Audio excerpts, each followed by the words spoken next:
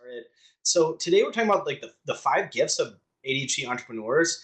And to me, I thought it was really important to keep things light and talk about the positives too, because we've had a couple of weeks in a row of like maybe some of the challenges or kind of go through that. And so I want to also remind everybody why this is really beneficial and what's really cool about our brains as well. And when you're looking at ADHD and you're researching, what you'll find there's usually two camps out.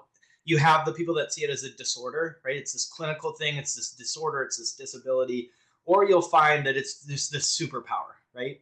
And both of those aren't 100% true sometimes, because if we go just disorder, like, duh, I mean, some of our most innovative people in the world in history have had ADHD, like Albert Einstein. I mean, ADHD, dyslexia, and autism, and Walt Disney and Michael Jordan. There's just so many people that have impacted the world. Picasso, Van Gogh. I mean, it's just amazing when you learn about ADHD brain. And so calling it a disability is very silly because, I mean, did Albert Einstein have a disability? I mean, I don't know. Maybe what he did though is he thought of things differently because his brain was wired differently. And so really, it's just that the majority, the world is adapted to the majority, not the minority. And so the disability per se is just our brain might not function with the system set up for the majority. So it doesn't necessarily mean disability. And so calling it just a disorder doesn't really make sense. And then at the same time, calling it just completely a superpower can be really invalidating if things are hard, right? If there's executive function challenges, emotion regulation, those things like that. And so really what I've found as a coach is one of the most powerful things to do is to hold both and to validate both. Like, how can we use it as a superpower? What are the benefits? What are the really cool things about it, how our brain works, how we work with it? And then what are things that might feel hard, and validate that and have compassion for ourselves and put tools in place. Because if you think, oh, it's just this superpower, suck it up, have discipline, you slap band-aids on stuff instead of actually putting a tool in place to make it easy, or you force yourself. So an example might be, like having trouble answering emails. Maybe answering emails is really hard and it's just taxing and it drains you. And so instead of like just suck it up, like time block or whatever, maybe you hire a virtual assistant that helps you with it for $7 an hour out of the Philippines. And you just say, hey, this is an adaptation. Like, this is hard for me. I'm just going to put something in place. I'm not going to force myself to do it.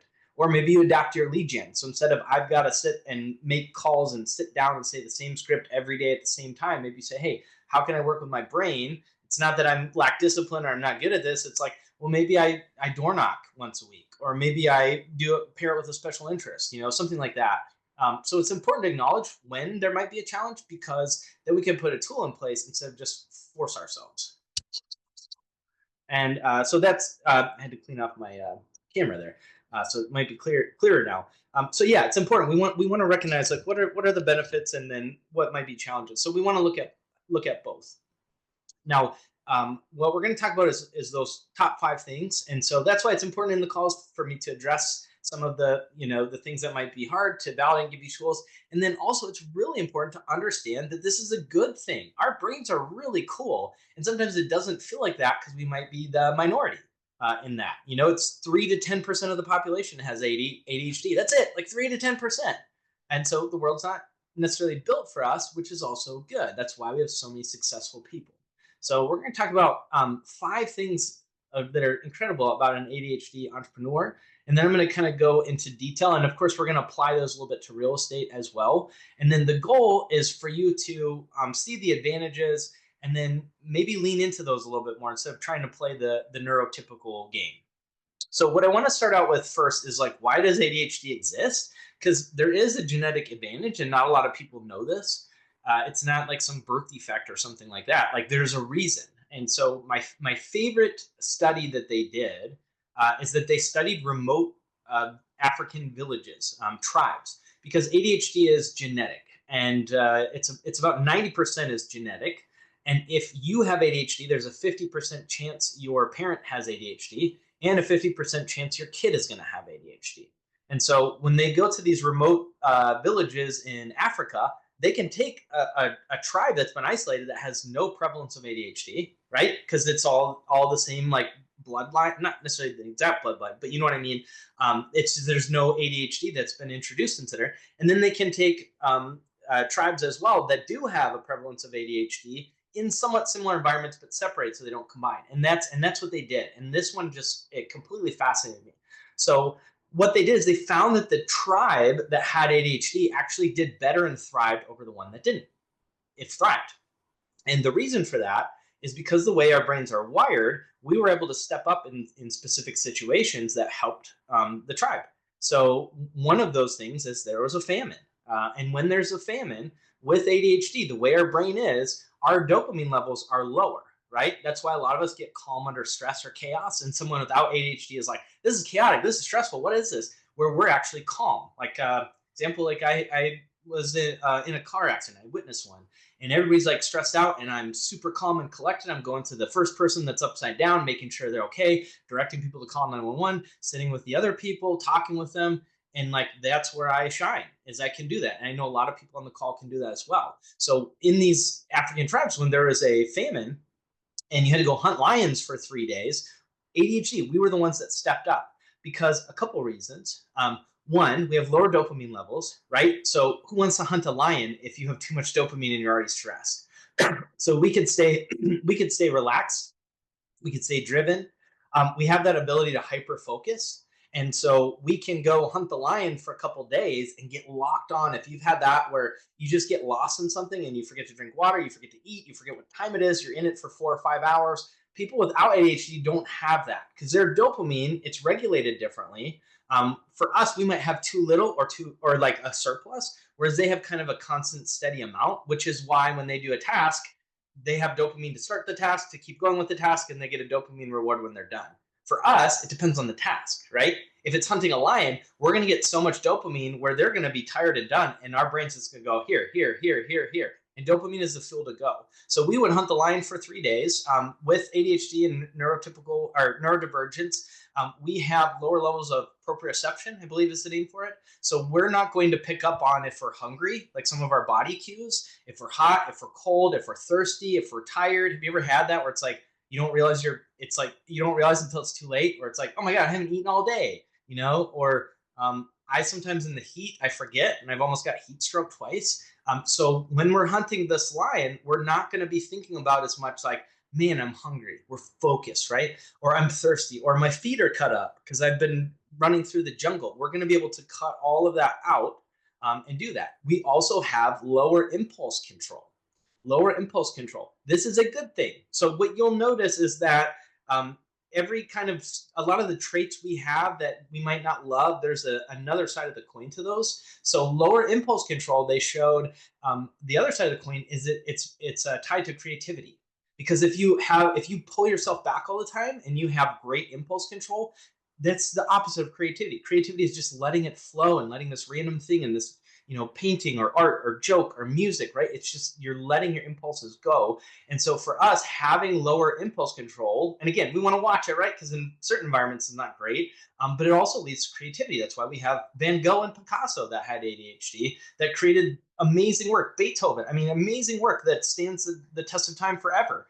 Is because of that, because of the brains. And so when a lion jumps this way, we can react really fast, and we have 10 times the amount of thoughts, so we process really quickly. So we can make decisions really fast, and we don't hold ourselves back in the same way because we have lower impulse control. So we could go hunt the lion. We're not getting as stressed out. We're going to be more creative in our approach. We also, our circadian rhythms are a little off, and sometimes our sleep is off. If you have sleep issues, you're normal. If you don't, then tell us your secret, because a lot of us have sleep stuff. And then about 75% of us have a delayed circadian rhythm. So not everybody, but there's a good percentage of us that get tired 2 hours later than our neurotypical counterparts. So if you happen to have a neurotypical partner and they get tired before you, it makes sense. Our circadian rhythms are delayed. So we also were the ones that would watch for danger at night. And we pick up on sensory stuff. We have heightened, more sensitive nervous systems. So we would stay awake at night. Our circadian rhythms would be delayed, and we could pick up on sound, noise, smell. We're going to be more sensitive. So if you have sensitivity to noises, chewing, any kind of like textures, if lights are too bright, if it's overwhelming, if it's overstimulating, our nervous system is fine-tuned. Right? It's fine-tuned. It's for a lot of us, it's more sensitive. Not all, right? Everybody's wired differently. So if something doesn't resonate, that doesn't mean you do or don't have ADHD. But majority we have heightened nervous systems. And so that's wonderful. And then we come back and we bring the lion back, right? And we go for 3 days and we lose track of time because that's that time blindness that majority of us have, where we have trouble gauging how long it's been, how long things take. And what the other side of the coin to time blindness, because it's not that fun if we're late or whatever, is that we can be extremely present. So they actually show that we perceive time differently on like a neurological level, where some people will see time kind of like a straight line, like a this, whereas we can see it in like as a continuum, or sometimes it doesn't exist, or we're just in this pocket of time and we don't even think. Whereas like a non-ADHD person can gauge a little bit more of how long it's been, and oh, it's been a couple hours, or what time is it? Where we just get lost and like time doesn't exist, and it's beautiful, it's amazing, and we can be really, really present, which people are drawn to at a high level. Because I mean, what's more of the point of life than being present in the moment, you know? So we could do that, and so we don't think we've been hunting line for 3 days, and what time is it? It's been 3 hours, and I need to get home, and I'm hungry, and my feet hurt. No, we're going right. So then we bring the line back, and then we are very creative. The studies show we have high levels of creativity over non-ADHD people. So we figure out, how do we preserve the meat in this hot heat? What do we do? How do we preserve it for a year, or do we um, do we bury it? Do we use salt to brine it? How does that work? And just the way our brains work, and creativity, and how to design the village and all that stuff. So you take this lion hunter, this creative lion hunter that's done these amazing things with these great ideas that can go for 3 days, without stopping. And then we put you in front of a computer and we say, okay, sit down every day at 9 a.m. And I want you to say the same script and call these same people and do the same thing every day, right? Like, we're probably going to struggle because we're supposed to be out hitting lions. And that's why, sometimes you just really want to be careful of comparing yourself to the neurotypical game or the neurotypical standard, because that's not necessarily what you're wired for. And as an entrepreneur, we want you to find your lion. Like, what's your lion? And it doesn't have to look like anything you've heard of before. You don't have to play the neurotypical game. And the reason that, the stuff we've been taught over and over, you have to do it this way. You've got to time block. You've got to be rigid. 15 minutes a day, all that stuff. A neurotypical, meaning a non-ADHD person, needs that. They need that structure. I've coached both, right? I've done over 10,000 one-on-one calls with real estate agents at this point over the last 7 years. And I don't coach non-ADHD clients anymore just because I've got a waiting list and it wouldn't make sense. But when I did for years, they needed line by line. They needed structure. They needed direction. Whereas an ADHD client, I just need to get out of their way and then affirm that they were right? Like, we get a plan together and I facilitate them finding that out.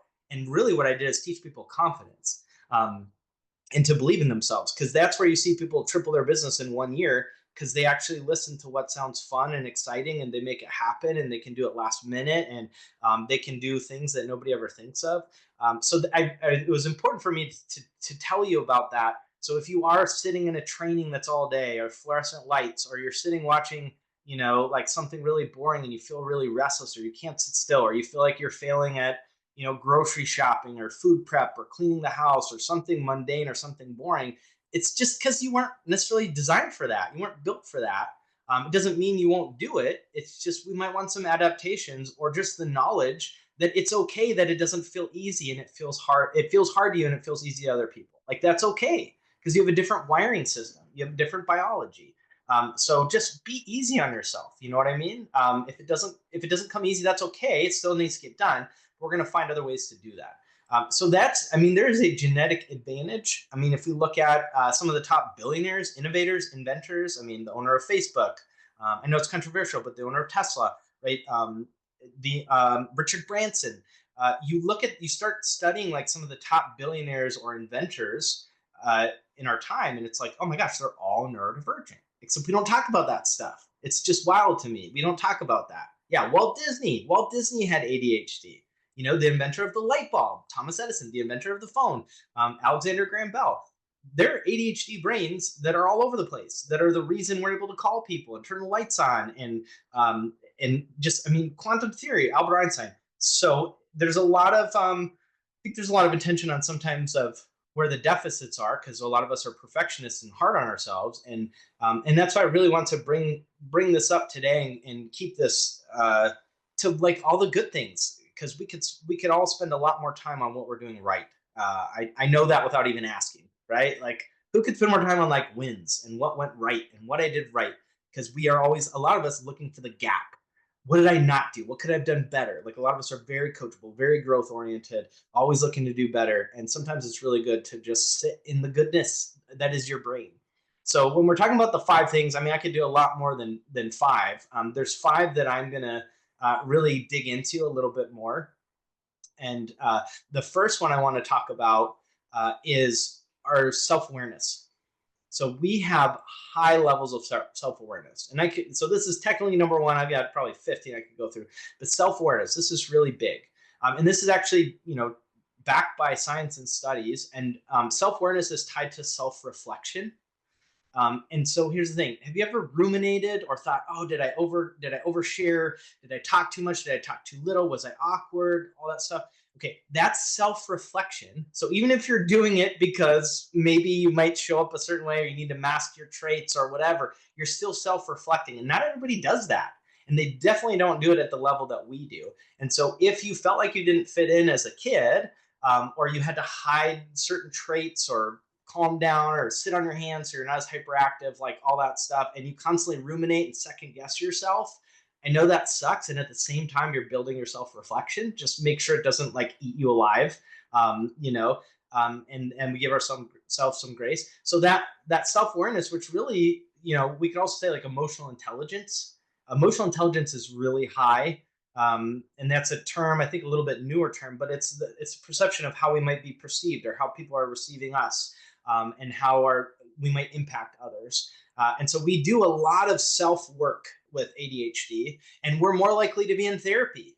We are, because we might struggle in the day to day because it's not built for us. Or 2/3 of people with ADHD have a co-occurring diagnosis like mental health, depression, anxiety, bipolar. We have substance abuse, so it kind of forces us to be in therapy sooner as well. Or OCD, that's really common. I have that too. And so we go to therapy, and there are tons of people in the population that do not go to therapy, that do not self-reflect at all. And so in a weird way, we were kind of forced to, which actually makes us better at our job. It makes us a better person. It makes us show up better. And then when we're self-reflecting, we can take responsibility for the things, our part, and focus on what we control. And so it is, I mean, would you rather live a life like having self-awareness and emotional intelligence, or not, and thinking, everything's happened to you and you don't have control of stuff and feeling like a victim, and or just staying the same? Like, give me the growth all day, right? So yeah, there's some stuff that we had to do to maybe get that. And that's a really like wonderful gift, I think, that we have. So that kind of goes into just in real estate, is conversion rates. And so I want to speak to that for a second. This is number two. We have higher conversion rates. And what do I mean by that? So like I said, I've done 10,000 one-on-one calls with ADHD agents. And I tracked that. I'm a numbers guy. And I tracked it because I was just curious, right? Like, ADHD clients versus non-ADHD clients, what's the difference? And what I found on average is that we take half the amount of time for the same amount of business. So to give you some numbers, the average agent, and this was based on it was like mid 2022 to mid 2023. So that's based on that market, and what was going on there. So we, on average, a non-ADHD agent takes about 120 conversations for one closing. This is in real estate, 120 conversations for one closing. And MAPS did this. MAPS coaching with Keller Williams pulled this on all the MAPS clients. So 120 conversations equals one closing. So when I tracked the clients I had for a full year that had ADHD, and they tracked MAPS clients. So these were the coaching company I was with at the time. And so it's the same pool of people. It averaged to be about 60 conversations for one closing, 60 conversations for one closing. And so what I found is that it takes us half the amount of time. So a non-ADHD person is going to have to do 2 hours of lead gen a day. You're going to have to do one, and then you can go take the other hour off, and you're going to have the same amount of business. Like, that blew my mind. That's when I started to really think about, okay, there's something here. Like, when we can really harness this, like, we can do some significant stuff. And so remind yourself that too. If you struggle sometimes with doing tasks, or you feel like you're not doing as much as your neighbor, remind yourself that the way that we think in our brain and how it's wired and how we can do stuff at the last minute, it might be okay. It might balance itself out. If you do half and you hit the same stuff, who cares, right? So why the higher conversion rate? So that was the other question I had. Is there's typically three things that a client asks to work with you. Okay, and this is like any professional setting. They're going to ask three questions subconsciously. They might not even recognize it. And you're going to ask this too when you're wanting to get help. So these three questions that are always asked is before they sign with you or work with you is, can I trust you? Can you help me? And do you care about me? Can I trust you? Can you help me? Do you care about me? So let's say for example, you're going to go to a new doctor, right? So you want to know that they're legitimate, right? And you talk to them and say, okay, I can trust them. They've got good reviews. This looks like good boundaries. It's a clean office, right? If it looks really dirty, you're not going to want to go to the doctor there. So it looks really clean. They come in and you're like, can they help me? Let's say you had something going on with your stomach or something, and you didn't know what it was, and they came in and say, yeah, actually, I'm a specialist, and I'm the top stomach specialist and gastro, and so if out of anybody in this whole time, I'm going to be able to figure this out. And then, do you care about me, right? Do you care about me? And if they said, hey, stomach issues are hard, like they're frustrating, and I'm so glad you're here, and we're going to get to the bottom of this. Are you going to work with them? You can trust them. They know you care about them, and they care about you, and you know that they can help you. You're going to work with them. Why would you go somewhere else? But if you're missing one, you might think. So if there's reviews that they misled, you looked at the reviews like, oh, they misled. They didn't know really, or they charged us way over, and then they didn't bill our insurance, and now we're stuck with a big bill. And just be aware, do not go. And there's a bunch of those. But they said, hey, I can help you. I'm the top stomach specialist, and I really care about you. You might not sign with them, right? Or if you think they didn't really care about you, if you're just a number, you could trust them, they could help you, but you felt like a number and they wouldn't call you back, right? So we need all three. And so as a real estate agent or as an entrepreneur with ADHD, we automatically answer these questions for most clients subconsciously without even trying. Can I trust you? Can you help me? Do you care about me? And here's why. With ADHD, we are very authentic. A lot of us are kind of allergic to being fake. So people can see if you're being real, and you might come in hot, you might come in a little bit messy, or you might be a few minutes late, or maybe not. Maybe you're just really professional, but you're funny. We have really good sense of humor. They can tell though we're authentic, because how many people here struggle with a script that doesn't feel like them? They really just won't even say it because it doesn't feel. Look at that. It's like everybody. It's almost everybody. Okay, we're not going to come in with this script that seems canned. We're going to be a human. So one, we've answered the can I trust you, right? And then can you help me? Who's passionate about real estate? We get passionate, we get fired up. We like real estate. We learn. We have a lot of us have found have this, high integrity where we're not going to tell somebody something. We're not going to fake something. We're going to go learn it. And like I said, we got that self-awareness where we're constantly thinking, did I do the right thing? Did I say the right thing? So we're more likely to not be in our ego and think, whatever, I'll fake it till I make it. It's like, oh my gosh, do I know enough? Let me go learn this. I don't want to tell the wrong thing, that kind of stuff. And a lot of us are driven by helping people. That's what I found too. And this is non-ADHD people too. But especially ADHD people, a lot of times, if we can't find lead gen that people do, because it just feels like taking, a lot of us are givers. We don't want to take. And so if we can't find lead generation that the client wants to do, we tie it to a charity, we tie it to giving back, and all of a sudden they can do it. That's happened too. And then I see some questions, we'll do that at the end once I cut this, but just FYI, I forgot to say that. So, because then we'll cut the live stream and then you won't be on there. So we want to help people, and people can feel that it's authentic, it's real, right? So we've already answered, can you help me? Yeah, we're passionate, and we're going to tell you if we don't know. And then the last one, do you care about me? Oh my gosh, yes, right? We care so much. We try so hard. We really care. And one of the things with ADHD is we have higher levels of empathy. And here's another side of the coin. The other side of this coin is that when you've gone through stuff, and we're more likely to have PTSD because we have sensitive nervous systems. Trauma does not cause ADHD. I want to be really clear on that. There's a myth out there. Trauma does not cause ADHD. There's an overlap of some of the traits, but there's also specific differences. We have more sensitive nervous systems, so we're more likely to have trauma. We're more likely to take things personally or to have feedback or criticism hurt us. We're more likely to do that. And so when you've gone through something, you have empathy. It's like if you get, we can have deep empathy too. Like if you hear about, oh, like there's this flu going around, right? This is anybody. It's like, oh, I'm sorry you have the flu, right? And you get the flu and you're on the floor and you're like, oh my God, this is horrible. This is terrible. I can't even eat. And then now you get better and the neighbor has the flu and you're like, oh gosh, it's horrible. Can I go to the grocery store? What can I get for you? What can I pick up for you? Right? So both have empathy, but when you've gone through something, there's a much deeper level of empathy. You just can't help it because you've been there. You know what it's like to feel like that. And that is a huge, huge skill. Because when you felt left out, when you felt different, when you felt behind, you felt like, if you have a learning disability, which is really common with ADHD, there's this extra care. And so that's when I was looking at like, wait, why are these conversion rates so much higher than non-ADHD agents? And that's what I figured out. That was one of the main things. We have high moral compass, right? Like high integrity. That's a big one. Very altruistic. So philanthropic. All these things are really, really wonderful. And then intuitive. We're very intuitive. Trust your gut. My mom used to, when I was a baby, like if there was like a weird person, they'd hold me, I'd cry, even if I didn't know them. And then she'd find out later they were like bad or weird. She called it my bullshit detector. And I've had it since I was a kid. If somebody's like kind of being weird, I don't know, does anybody have that where you can kind of pick up on something if it's not being said, like, ooh, this person's maybe being a little fake, or this person, when other people are like, oh, this person's great, and like, oh, there's something there. Some of us have that. Yeah, bullshit detector. Thank you, Laurel Elstrom. So we can be intuitive and we can pick up on stuff.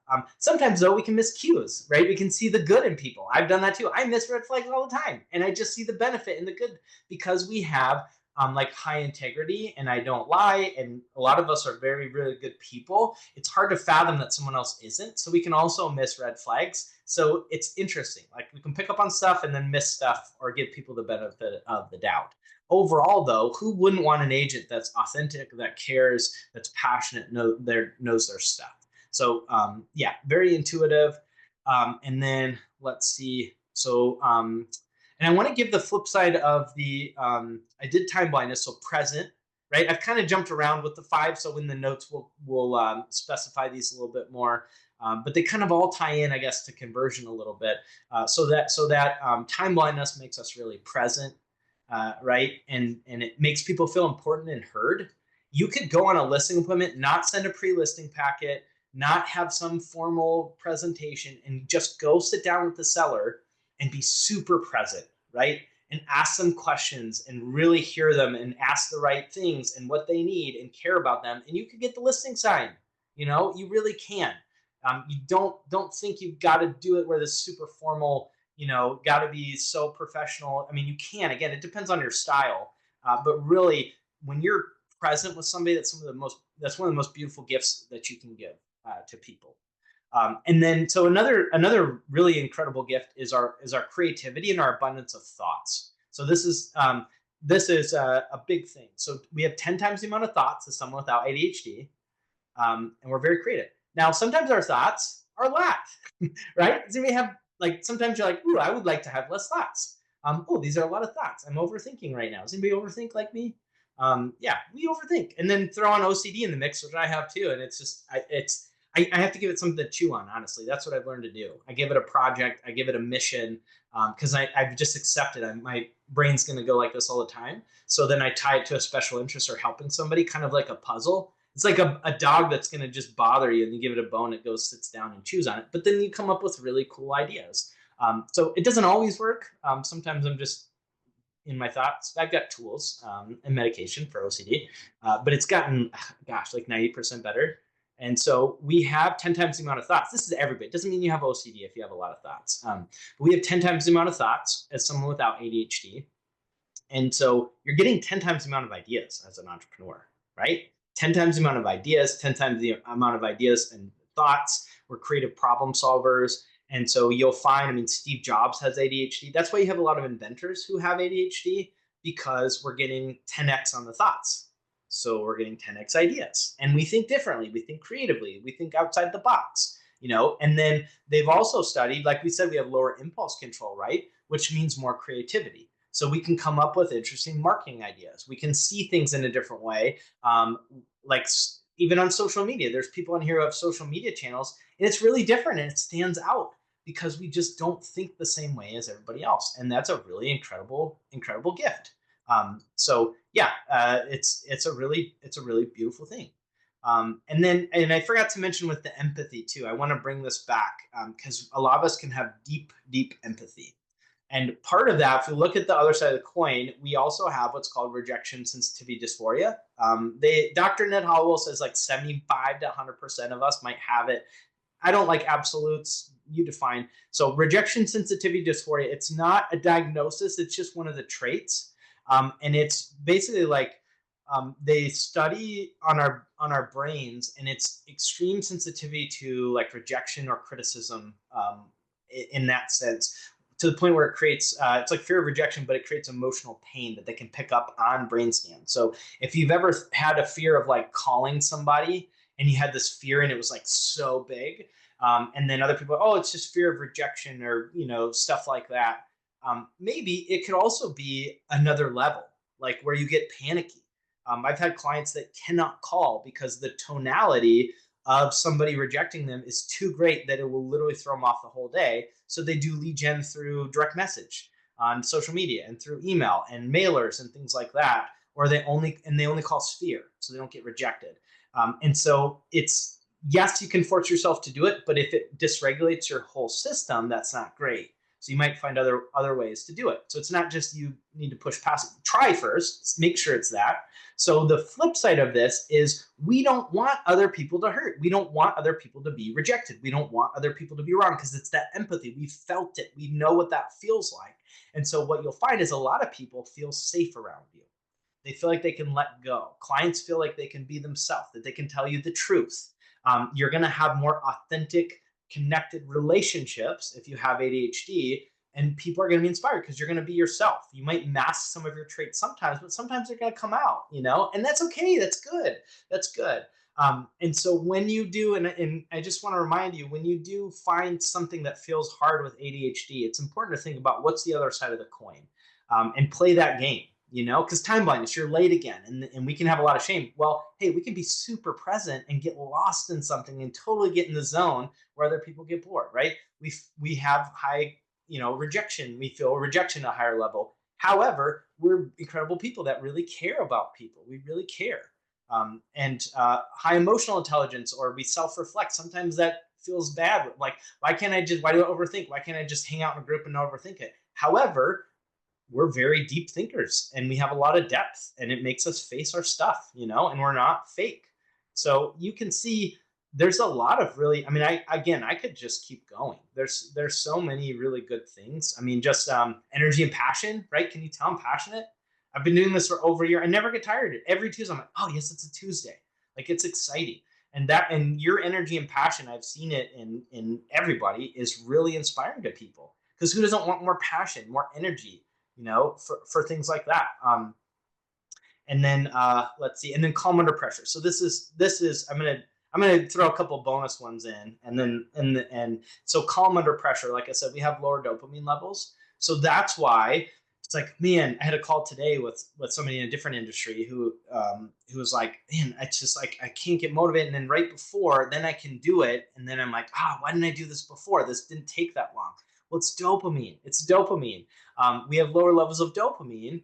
And so that's why we're good under pressure, because if we had regular levels of dopamine, the average person's going to get so stressed. Why'd you leave this to the last minute? Like, this is so stressful. I can't even bear it. This is horrible. Blah, blah, blah. But we're like, oh, I can do, 2 hours of work, which took you a week. If you've ever been like that, we're good under pressure because we just didn't have the dopamine. Now we have it. So same thing goes when there's something stressful. Our dopamine levels out instead of spikes and freaks out. So you're going to be able to do something under pressure that somebody couldn't. That's why we have EMT workers, surgeons, entrepreneurs, like entertainers, athletes. There's so many big time athletes that have ADHD. It's pretty incredible. So we're really calm under pressure, and like, as an entrepreneur or as somebody in real estate, you need to be calm under pressure because real estate's stressful, right? And that's why so many people don't make it. Was it 80% of agents don't make it past the first year?